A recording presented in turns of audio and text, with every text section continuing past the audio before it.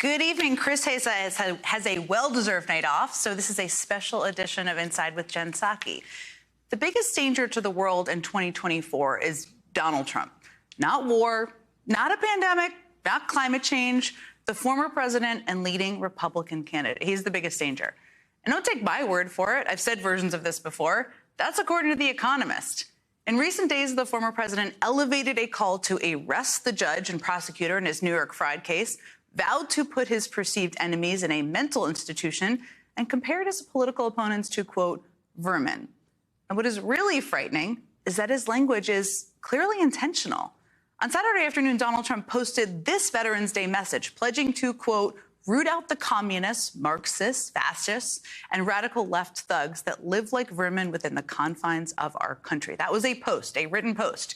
He then repeated that fascist rhetoric, echoing Adolf Hitler, in front of the crowd gathered at his New Hampshire rally. This wasn't off the cuff. He planned to deliver those words as part of his big finale in his closing argument of that speech. And Trump's campaign spokesperson defended the language, saying that the, quote, sad, miserable existence of those who criticize it will be crushed when President Trump returns to the White House. That is not backing off of it, just in case you're wondering. So this wasn't a gaffe. This wasn't some crazy Donald Trump rambling riff at the end of a speech. It is his message, and it is his plan. According to recent Washington Post reporting, quote, Donald Trump and his allies have begun mapping out specific plans for using the federal government to punish critics and opponents should he win a second term, with the former president naming individuals he wants to investigate or prosecute, and his associates drafting plans to potentially invoke the Insurrection Act on his first day in office to allow him to deploy the military against civil demonstrations. That's what they're planning. Donald Trump has always been an authoritarian at heart. He loves dictators and authoritarian leaders. In fact, even just today, just a few hours ago, a judge in Colorado just ruled that he did indeed incite insurrection on January 6th. But he is allowed to remain on the ballot in that state. We're going to talk about that a little bit later in the show. But Republicans have always overlooked the dangerous rhetoric and used him to meet their ends. They figured, we'll use him. They passed tax cuts that benefited the ultra-wealthy, something they'd been wanting to do. They stacked the Supreme Court and the lower courts with conservative judges. And of course, that conservative majority on the court then struck down Roe v. Wade, as we all know. These priorities were so important to Republicans that they were willing to look the other way. The problem is they created a monster that they can't stop.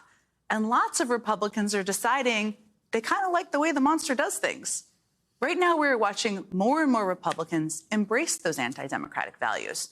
Opinion columnist Jamelle Bouie explains in the New York Times earlier today, quote, to many Republicans, persuasion is anathema.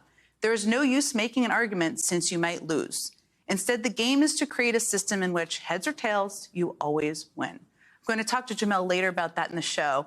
And his point is key to understanding the current Republican Party and what their motivation is, according to their new speaker, Mike Johnson of Louisiana.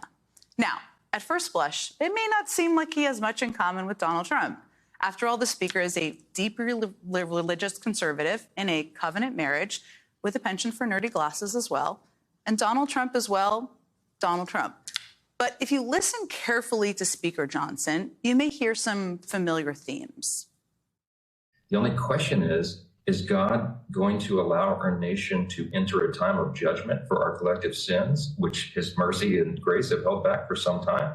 Or is he going to give us one more chance to restore the foundations and return to him?